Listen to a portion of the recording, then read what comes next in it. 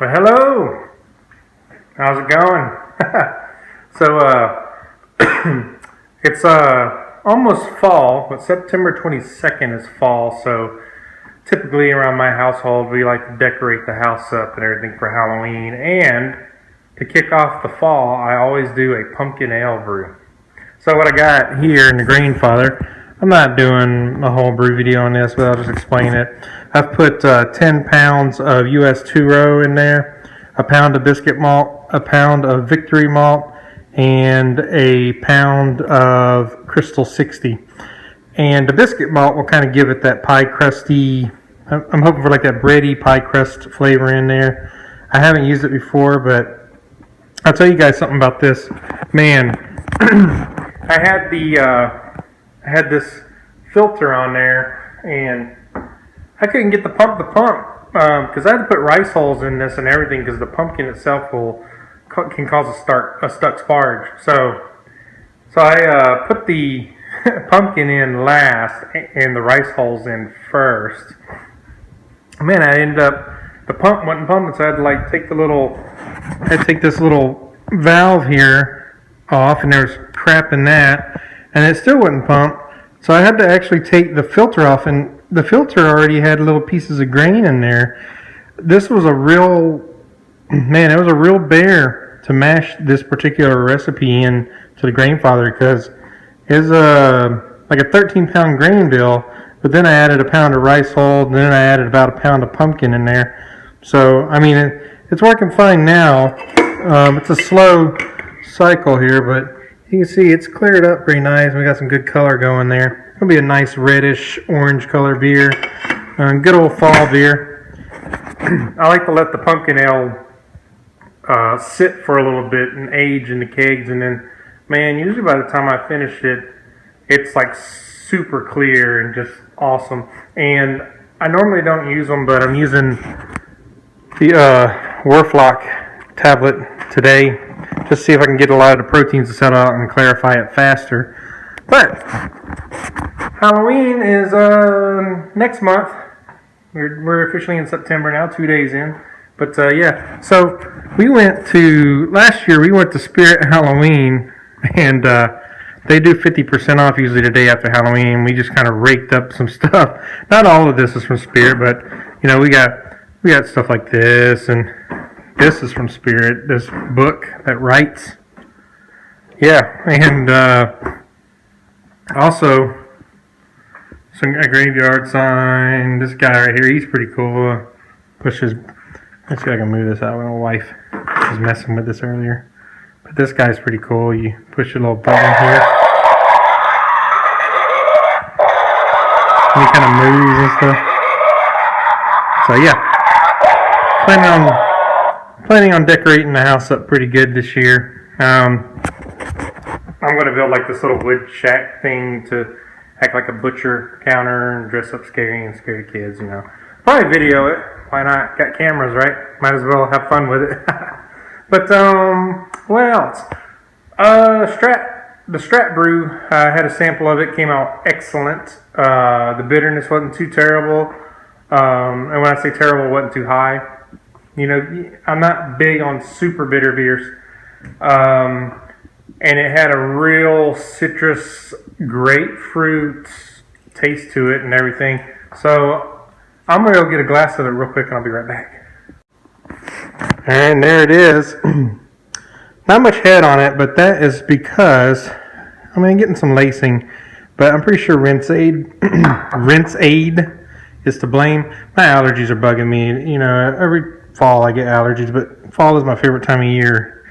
You can see this beer is quite cloudy. I was supposed to use a Werflock tablet on this recipe or a spoon of Irish moss, and I didn't.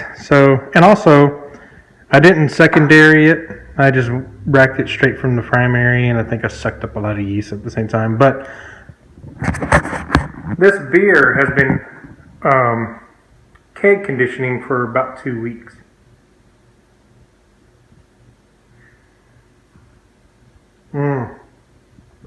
Man, the tongue, the way the hop oils hit your tongue at the end is when you're drinking it, it's just hop oil all over your tongue. That's all you taste. It's got a good malt balance though. But man, this beer had some yeast floaties in it too. Still does a little bit. Oh well, doesn't hurt you. But I guarantee you, if I let this beer sit for like a month or two in the keg, it will be pretty close to crystal clear. Time is your best friend when it comes to beer sometimes. A lot of us, when we brew them, we're so quick to drink them. And so we don't even have them a lot of times when they're at their best. We tend to drink them before they even become their best. Like stouts and porters and brown ales, those really, and in your spice, like the pumpkin I'm doing, they really kind of come around, if you let them sit. But yeah, I mean, like I said, I'm not really videoing the brewing on this. If you're interested, it's just basically, like I said before, it's just 10 pounds of U.S. 2-row, pound of Victory, a pound of biscuit, a pound of Crystal 60, caramel Crystal 60, and I'm using an ounce of Howler Tower hops for 60 minutes and an ounce 5 minutes at the end. And then I put a little pumpkin pie spice in there. I might throw a few shots in here tonight while I'm doing this. The pump kind of put me out of the mood in a way too, because I had to take the grain basket out. Had to pop the grain basket out, use my kettle, set it in the kettle while I pulled off that stupid filter this damn thing. I mean, I've brewed without this before and with no problem, but since I don't have it on there now, I'm definitely using the hop spider over there to make sure that I don't clog my filter. Or my pump. Sorry, there is no filter. But, man, I don't want to have to take that apart and clean it out. I've read on forums that a lot of people think they need to take their pump apart. They take it apart and there's nothing in it. It's like clean. And I think as long as you run your PBW through it or whatever brewer's wash you're using, OxyClean, whatever, as long as you run that through it after you brew, it gets a lot of the stuff off. That cleaner is amazing stuff. I mean, it's amazing. I use OxyClean to clean a lot of my grilling tools when they get full of soot. It takes the soot right off like nothing. You can also use OxyClean to take beer labels off of old bottles. If you want to reuse the bottles, you can just soak your bottles with the labels in OxyClean for maybe 20 minutes, 30 minutes, and those labels just slide right off. So if you're having trouble getting beer labels off, there's your little tip for the day. So anyways, guys, Halloween is almost upon us.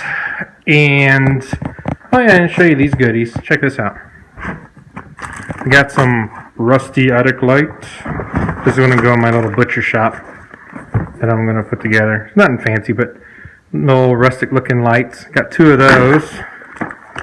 And I think we got a new pumpkin carving stuff.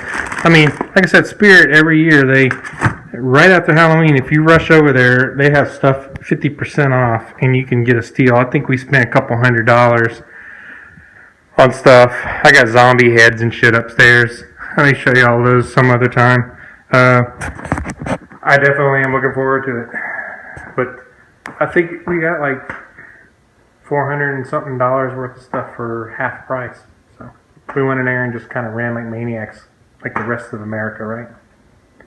So, anyways, maybe I'll get back to you here when I throw some hops in or something. We'll see. And there she goes. This beer has been a pain in my ass. Man, the pump was getting clogged up and everything. I dealt with stuck sparges, and once I got the sparge unstuck, then the pump clogged when I was trying to recirculate the sanitize, man. So I didn't do any hop drops, unfortunately. I was pretty frustrated with this brew. I don't even know if I hit my numbers. I gotta check.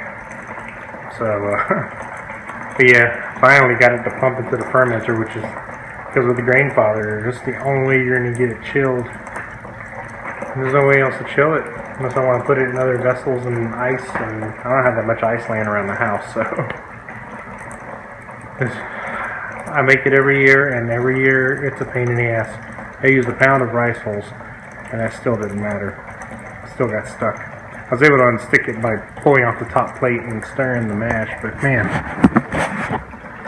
what a pain. It's got a nice color to it though. About what it usually looks like when I make it well aerated. And I'm just pumping it out right now.